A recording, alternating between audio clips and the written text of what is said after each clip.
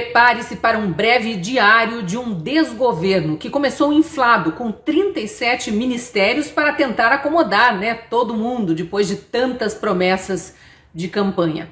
Em poucas semanas já tinha 3 ministros envolvidos com denúncias. A do Turismo, Daniela do Vaguinho, acusada de envolvimento com milicianos na Baixada Fluminense. O ministro das Comunicações, José Juscelino Filho, que usou 5 milhões de reais do orçamento secreto para asfaltar uma estrada na frente da sua própria fazenda na cidade de Vitorino Freire, no Maranhão. E o ministro da Justiça, Flávio Dino, que teria recebido informações de agentes de inteligência para reforçar a segurança em Brasília, naquele fatídico fim de semana da invasão e depredação de prédios públicos. E não fez nada.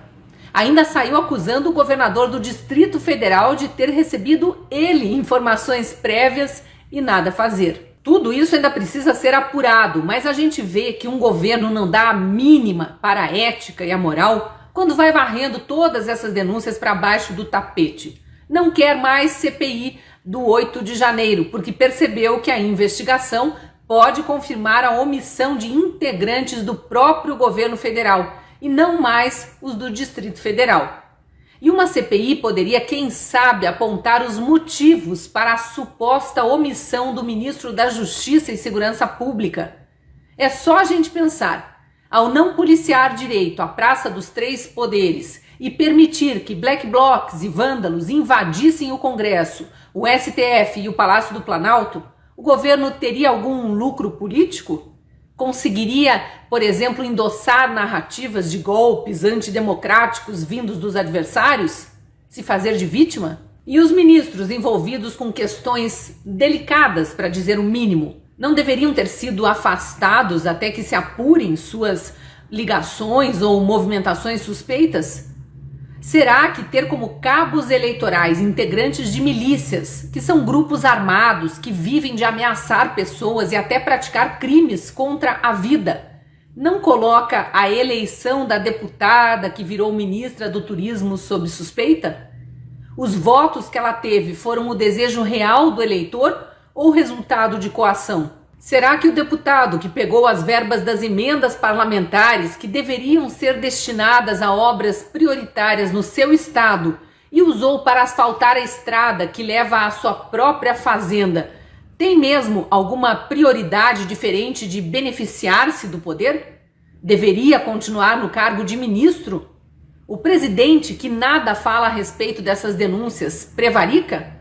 Deixa de cumprir sua obrigação moral de dar cargos públicos a pessoas idôneas, preocupadas com o país? Apenas um único mês foi suficiente para vermos absurdos tomarem conta do noticiário.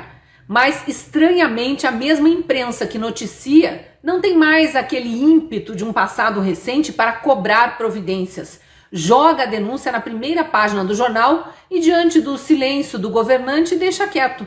A militância idiotizada finge que não vê. E a vida segue aos trancos e barrancos com os 3 ministros nos mesmos postos, fazendo o que bem entendem. Aí começa fevereiro e esse mesmo governo Lula, que mantém no cargo ministros envolvidos em denúncias graves, sai prometendo mundos e fundos para os parlamentares, que estão para assumir seus cargos, em troca de apoio no Congresso para os projetos que vêm por aí.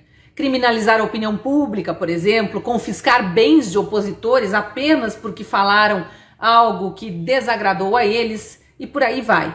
É o mensalão 2.3 firme e forte. Na Câmara, Arthur Lira foi reeleito presidente com o histórico placar de 464 votos, de um total de 513. É impossível ver com os olhos da ética e da moral lulistas abraçados com bolsonaristas lutando pela mesma causa.